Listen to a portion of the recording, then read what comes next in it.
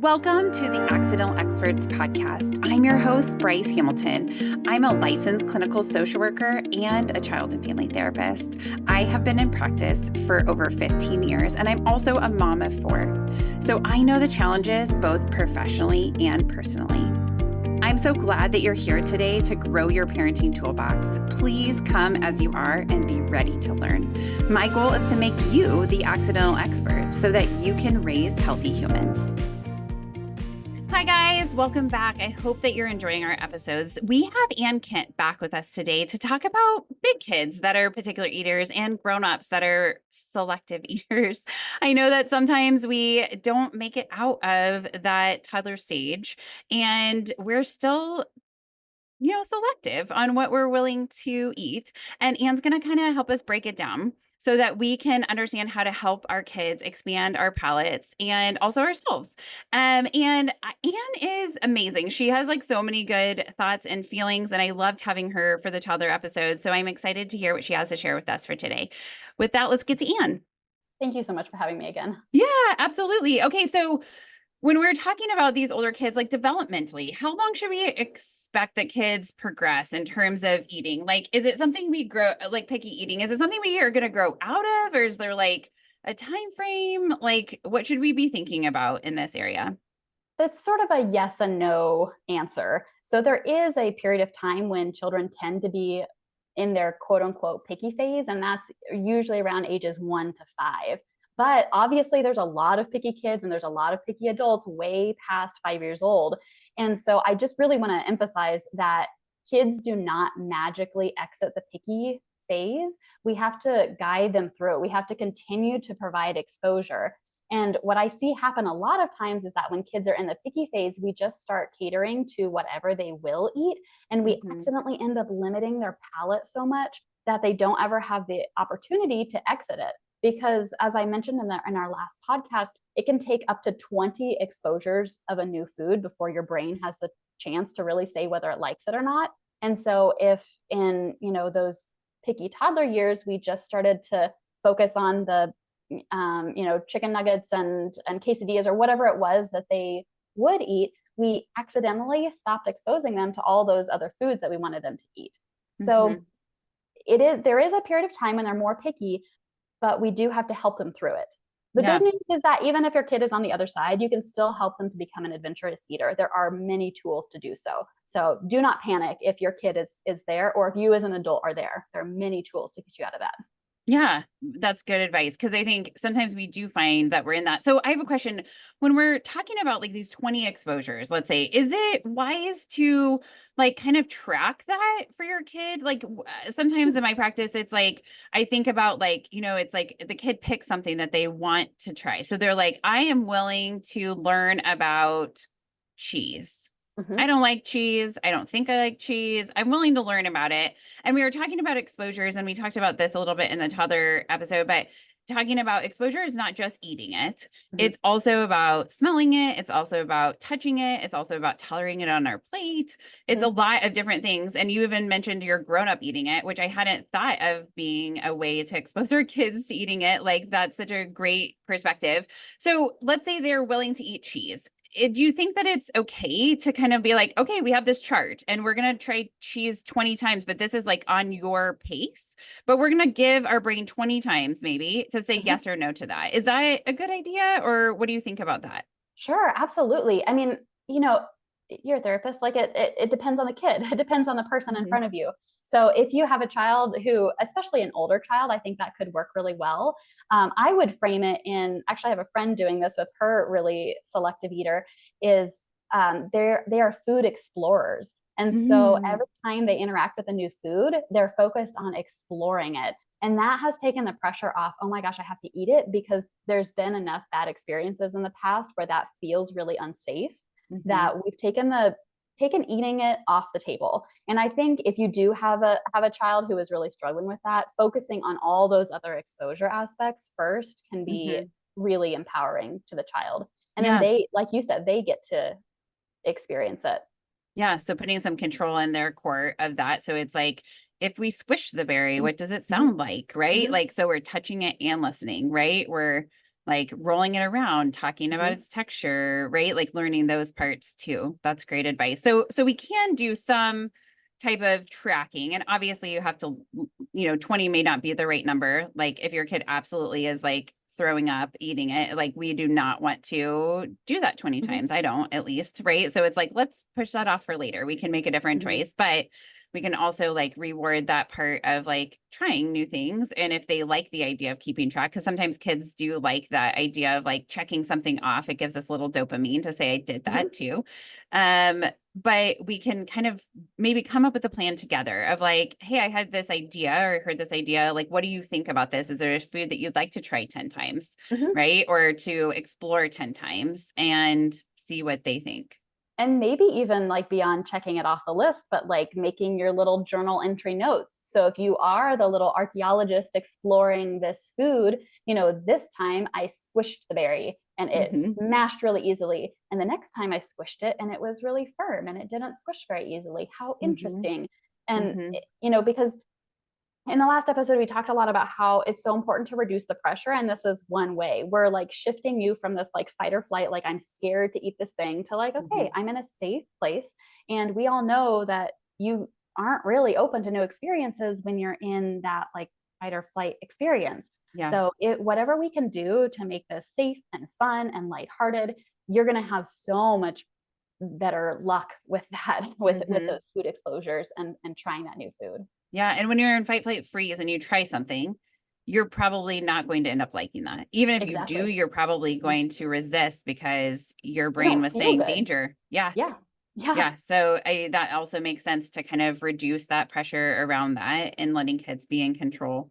So what should we be concerned about? So we talked about also in the toddler episode about like looking at food as like a whole spectrum. So can you talk about that for a minute about like maybe what that perspective is? Absolutely. Even just a minute ago, you mentioned like if your child is like so scared or so has so many bad experiences that they're like gagging at this food before we try it or something. If your child is so sensitive or really struggling with textures or really struggling with their variety, it may be beyond just this quote unquote normal picky eating. There is a term called AFRID. It's a acronym. It stands for avoidant restrictive food intake disorder. Mhm. So we might have shifted into this realm of we need some other professionals on our team. And at that point, I would really encourage you to talk with your pediatrician and to get a pediatric dietitian and maybe an occupational therapist on your team, because it may be beyond just like flavor or I don't like this. It might be Mhm. a sensory issue going on. There Yeah. can be a lot of different things around food. And again, I mean, reducing the pressure, there's only so much you can do as a parent sometimes, and sometimes having other people on your team can be super duper helpful. So if you are super concerned, I don't want you to feel any shame about that. Good job for you for like identifying this. And let's just, add some people to your team so that it's not all on you to navigate this. That's a lot as a parent. Yeah, and the pediatricians especially are like totally well versed in this. They know when we should be concerned and when we shouldn't. And if your pediatrician you feel like isn't hearing you, then you can seek out an opinion from an occupational therapist or a Mm-hmm. dietitian, right? Like to Mm-hmm. say like, hey, this is happening. Is this typical? And most pediatricians would totally gladly give you a referral for that type of an assessment to see if there's something more going on there. And sometimes as a parent, if they say like, no, this is all typical, like we're in a good space, right? Like just try these things, we're going to feel good about that. Right. But if our mom gut or a dad gut is saying something's not quite right here, definitely trust that piece. But I think it's good to take the pressure off to say like, hey, we can grow through this, right? Mm-hmm. This doesn't have to be the end of the story. And a lot of times I think there are people who are super tasters too, right? And so some people, their taste buds are so sensitive that it is hard for them to try new foods and that they have very intense sensitivities, right? And so Yeah. it's letting our kids tell us about what's going on and trusting them to trust their body. That's a great point because I was just thinking, like, when we go out to Thai food, my husband's like, "Ooh, let's get medium spice," and I'm like, "Let's get the zero absolute minimum spice." And I would not consider myself a picky eater, but there are certain things that just aren't enjoyable or pleasurable for me to eat. And so, again, your children are going to have that same experience.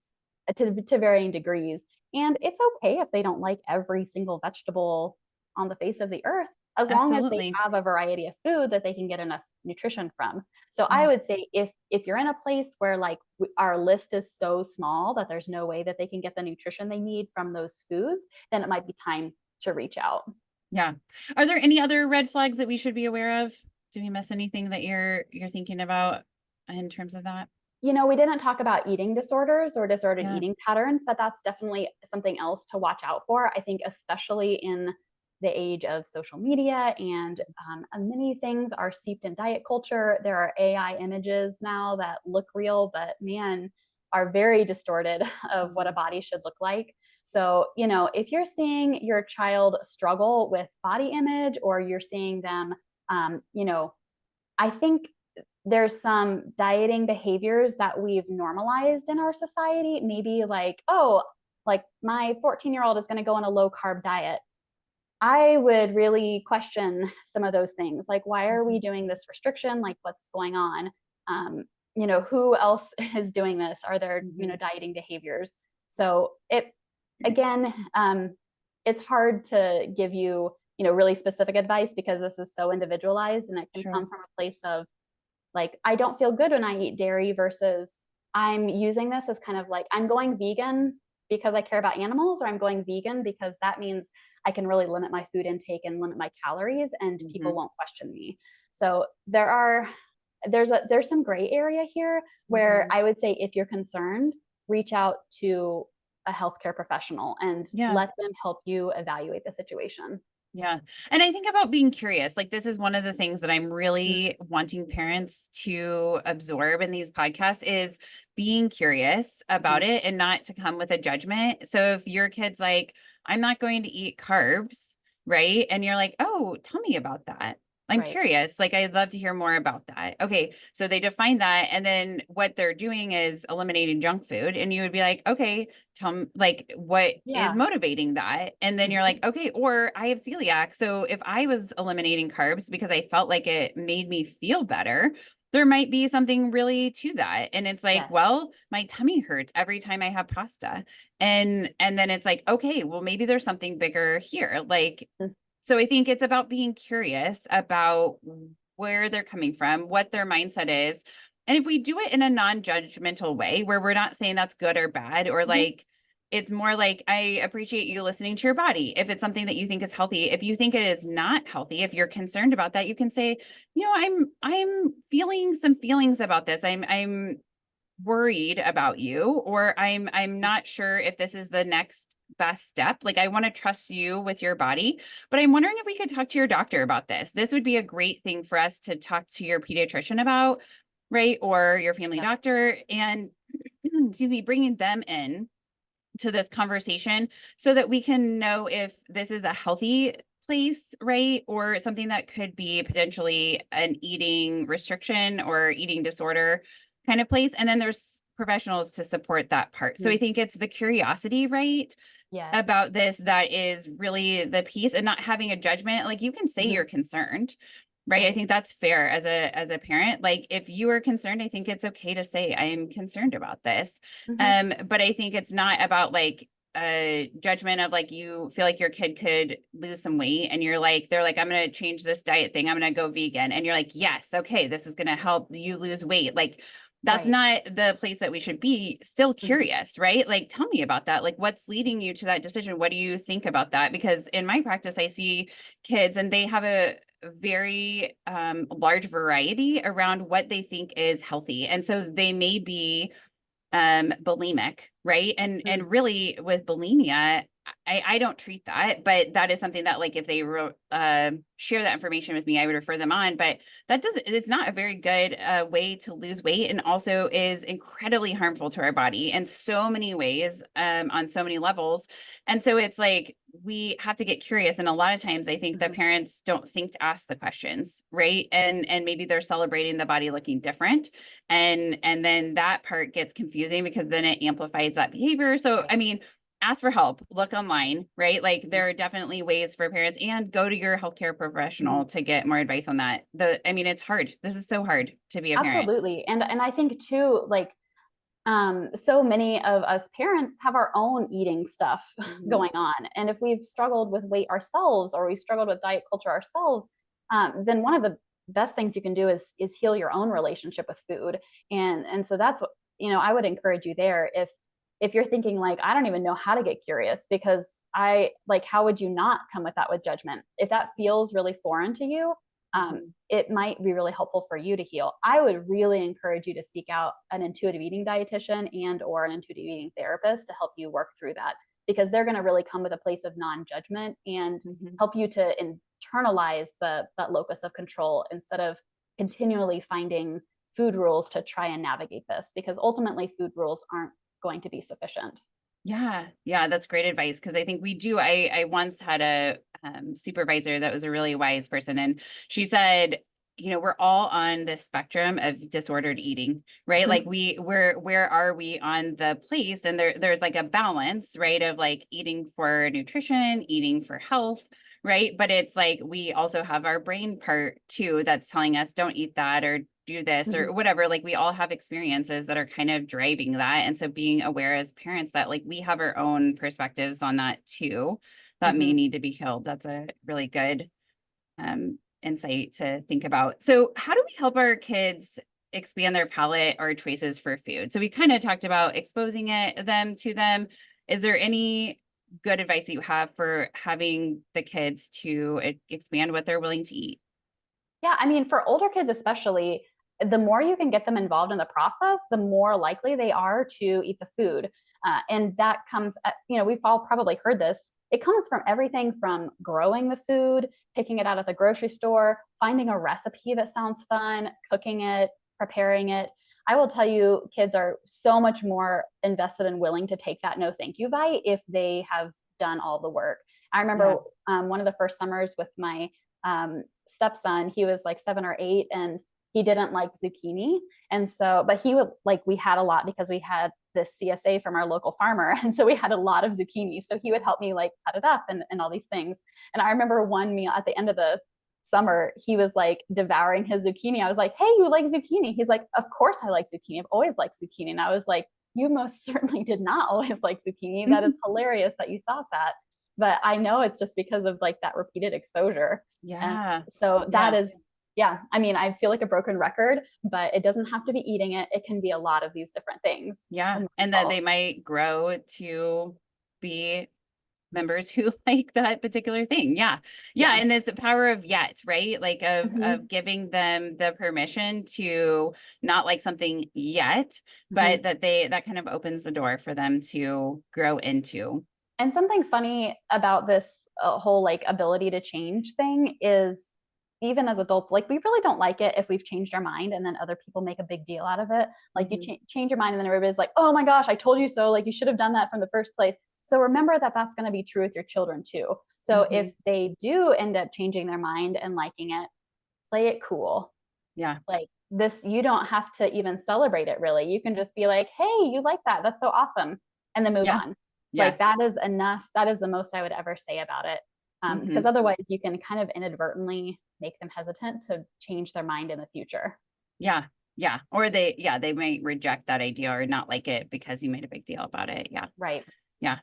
So when is eating therapy necessary? So we kind of talked about getting therapy for whether it's a mental health therapist or a nutritionist therapist or intuitive eating, but also sometimes it's OT, sometimes, when is that necessary?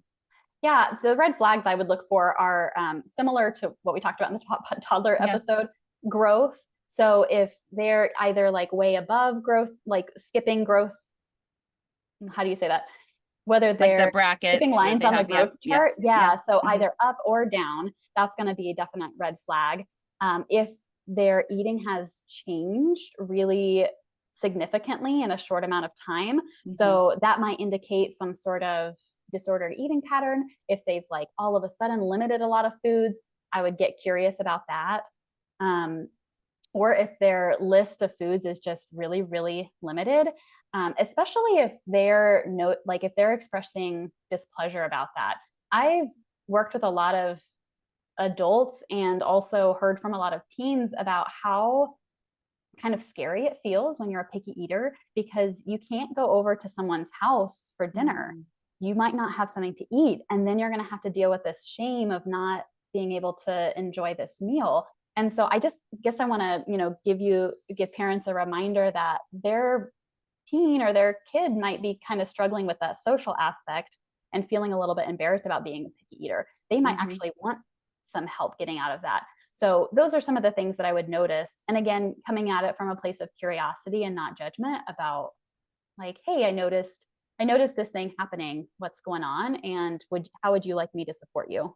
Yeah, I love that. I mean, because I think the social aspect of eating, I mean, it is a way that we get together as a culture, right? So like eating around the table as a family, but also like going to Friendsgiving, right? Or these different things that, or like a cookie party or whatever, right? Like there is definitely food stuff around that. And I know that for my daughter who is celiac and also dairy free, I mean, like her friends have been incredibly supportive of this, but it's also hard, right? Where it's like, I make sure we have a cupcake for birthday parties and things like that, because I don't want them to be without that experience, but it is hard. And so like talking about it is really important.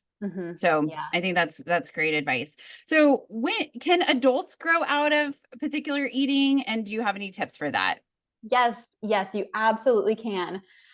And actually, the strategies are really similar to what you use in childhood because, as I mentioned before, our taste buds only live for 2 weeks. So they are constantly changing. You are, even as an adult, you are not set in stone. The way I like to think about this, I mentioned the division of responsibility. Parents decide what, when, and where to eat, and the child decides if and how much. So maybe you use this technique in your practice, but I like to think of an adult thinking about their two sides. So they have their adult self, and then they have their inner child who is struggling with picky eating. And so it's sort of like a reparenting almost in this, in the frame of picky eating, where the adult is going to offer the new food that they want to try, and they're also going to offer a safe food that they know that they like. And this is what you do with children too. But then the inner child is allowed to say no to this. So with adult picky eaters, just like kids actually, but with adults, it's so important for them to buy into the idea that they want to try new foods. So it's really impossible for me to decide that my spouse needs to try new foods. Like he needs to be the one to say, I am willing and open to trying this. So if you're struggling with a spouse with this, that's a larger conversation. But for you, it's because you need to give yourself the permission to not eat the food if you don't like it. And that goes back to this whole safety thing. If you're not feeling safe and you feel like you have to eat it and you're scared of gagging or something, then it's not going to be a good experience. And then also to remind yourself that even as an adult, it's going to take a lot of exposure. It's going to take even more exposure as an adult if you had a previous bad experience with the food. So if you were a child who had to sit at the table and force down the broccoli until I've heard horror stories of like, my child literally vomited because they didn't want to eat this food. If you had that severe of a bad experience in childhood, it's going to take a lot of exposure for you to feel safe enough for you to even remotely like that food. So this is a thing where I would just say, give yourself a lot of grace, like a lot of low pressure exposures. I would really start with the exposures that are not eating, because that's going to be really hard probably at first to actually put the food in your mouth. So let yourself spit the food out if you don't like it. Like let yourself try it, cook different ways, like do all of, there's a lot of different ways that you can prepare the food and get exposure without having to actually eat it. Yeah. Well, and you could do it with your kids too, right? So if it's broccoli, that's really not something you want, maybe you buy it and you make things with it, right? Or you, right? Or like noticing, or you grow it in your garden, right? To just like see how it is made, right? Like that just exposure is good to be in that place as long as you've decided that you want to do it. Right. Yes. Yeah. And I mean, having your children watch you try a new food that you don't like, I think is again really, really powerful. Mine is horseradish. I'm like, this food, I married into a horseradish family, and I don't understand at all why people would ever willingly put horseradish in their mouth. But I'm like, there's horseradish in the mashed potatoes every holiday season. So I'm going to learn to at least tolerate this, if not like it. And it's taken a lot of exposure, and I don't know if I would ever choose to add horseradish to things, but I can see why people might like it potentially, and so, yeah, you can change. It's going to take a lot of exposure. And so just give yourself grace and have a lot of patience. Yeah. Yeah. That's a good thought process there. Okay. So what do you want parents to take away from this conversation about helping their like older kids and themselves get through particular eating? For older kids and adults, I would say to remember the power of change, like giving someone the autonomy and the freedom to change.